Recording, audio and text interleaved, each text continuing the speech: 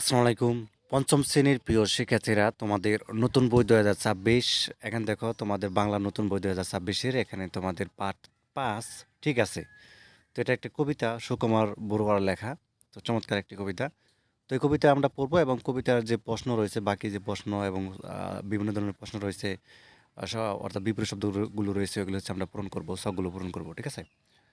তো ঠিক আছে, সুকুমার বড়ুয়া আমাদের যে কবিতাটি এখানে রয়েছে।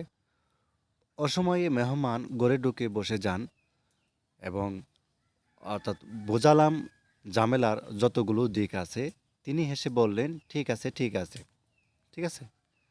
দেখতে পাচ্ছ? আচ্ছা, তারপর দেখো এখানে, তারপর আমাদেরকে যে বাকি যে কবিতার অংশ রয়েছে আমাদের পরের পৃষ্ঠায়, অর্থাৎ রেশনের পচা চাল, টলটলে বাসি ডাল, থালাটাও ভাঙাচোরা, বাড়িটাও লিক আছে, খেতে বসে জানালেন, ঠিক আছে, ঠিক আছে। মেঘ দেখে মেহমান চাইলেন ছাতাখানা, দেখলাম ছাতাটার শুধু কটা শিক আছে, তবু তিনি বললেন, ঠিক আছে, ঠিক আছে। ঠিক আছে? তো চমৎকার একটি কবিতা। ঠিক আছে, ঠিক আছে। তো অর্থ জেনে নেই। এবার দেখো এখানে তোমাদের অর্থ রয়েছে, শব্দের অর্থ জেনে নেব আমরা। টলটলে, টলটলে মানে কি? স্বচ্ছ বা তরল, মানে একদম স্বচ্ছ আর কি, তরল। মেহমান মানে তো সবাই জানো, অতিথি। রেশন মানে কি? কম মূল্যে পণ্য বিক্রয়ের ব্যবস্থা। আচ্ছা, লিক, লিক মানে ছিদ্র আর কি, ওই যে আমরা বলি না যে লিক হয়ে গেছে, ওই ছিদ্র। ঠিক আছে? আচ্ছা, শিক হচ্ছে লোহার কাঠি। আচ্ছা, তারপরের পৃষ্ঠা আমরা এখানে দেখতে পাচ্ছি যে বিপরীত শব্দ লিখি এবং বিপরীত শব্দ দিয়ে বাক্য তৈরি করি। তো এখানে আমাদের দেওয়া আছে অসময়, একটা দেওয়া আছে, তাই না? বিপরীত শব্দ কী হবে? অসময়ের বিপরীত শব্দ হচ্ছে সময়। তাহলে বাক্য কী হবে? সময় মতো হাজির হলাম। আচ্ছা, ঠিক, হেসে, পচা, টোকা, তাই না? তো চলো এই আমরা হচ্ছে বাকি যে প্রশ্নগুলো রয়েছে, এই বিপরীত শব্দ লিখি এবং একই সাথে বাক্য লিখি। এবং নিচে দেখো ২ নাম্বার রয়েছে প্রশ্ন উত্তর বলিও লিখি, এগুলো দেখব। এবং একটি বাক্য ভেঙে দুটি বাক্য বানাই। ঠিক আছে? তো যাই হোক, এগুলো হচ্ছে আমরা এখন আনসারগুলো দেখব। ঠিক আছে? তো চলো দেখা যাক। আচ্ছা, তাহলে খেয়াল করো প্রথমটা তো বইয়ের মধ্যে দেওয়া হয়েছে, অসময়, সময়, সময় মতো হাজির হলাম। আচ্ছা, ঠিক, ঠিকের বিপরীত শব্দ কী হবে? ভুল। ঠিক আছে? ঠিকের বিপরীত শব্দ হচ্ছে ভুল। এবং ভুল দিয়ে যদি আমরা একটা বাক্য বানাই কী হবে? অর্থাৎ অঙ্কটি করতে গিয়ে সে একটি ভুল করল। হেসে, হেসের বিপরীত শব্দ কী হবে? কেঁদে। ছোট বোনটি খেলনা হারিয়ে কেঁদে দিল। পচা, পচার বিপরীত শব্দ কী হবে? টাটকা। তো টাটকা দিয়ে যদি আমরা বাক্য বানাই কী হবে আমাদের? এখানে দেখো, টাটকা দিয়ে যদি আমরা বানাই তাহলে আমাদের এখানে হবে, বাজার থেকে বাবা টাটকা মাছ কিনে এনেছেন। ঠিক আছে? আর টোকা, টোকার বিপরীত কী হবে? বের হওয়া। আচ্ছা, ঢোকা, ঢোকার বিপরীত শব্দ হবে বের হওয়া। আর অনুষ্ঠান শেষে সবাই হলঘর থেকে বের হওয়া শুরু করলেন। আচ্ছা, এরপরে আমাদের প্রশ্ন যেগুলো রয়েছে, আমাদের বেশ কিছু প্রশ্ন রয়েছে এখানে। তো আমরা যদি দেখি যে আমাদের যে নাম্বার প্রশ্ন করা হয়েছে যে মেহমান সব কথাতে কি বললেন? ঠিক আছে, ঠিক আছে, তাই না? ঠিক আছে, ঠিক আছে, এই কথাটা বললেন। আচ্ছা, নাম্বার, লোকটির সংসারে কি কি ঝামেলা আছে? লোকটির সংসারে অনেক ঝামেলা আছে, অনেক ঝামেলা আছে। আচ্ছা, খাওয়ার জন্য, এটা হচ্ছে ঘ নাম্বার। আচ্ছা, খাওয়ার জন্য রেশনের পচা চাল আর টলটলে বাসি ডাল আছে, তাই না? খাওয়ার থালাটা ভাঙা চোরা এবং বাটিতে লিক বা ছিদ্র আছে, এগুলো তো আমরা পড়লাম কবিতার মধ্যে।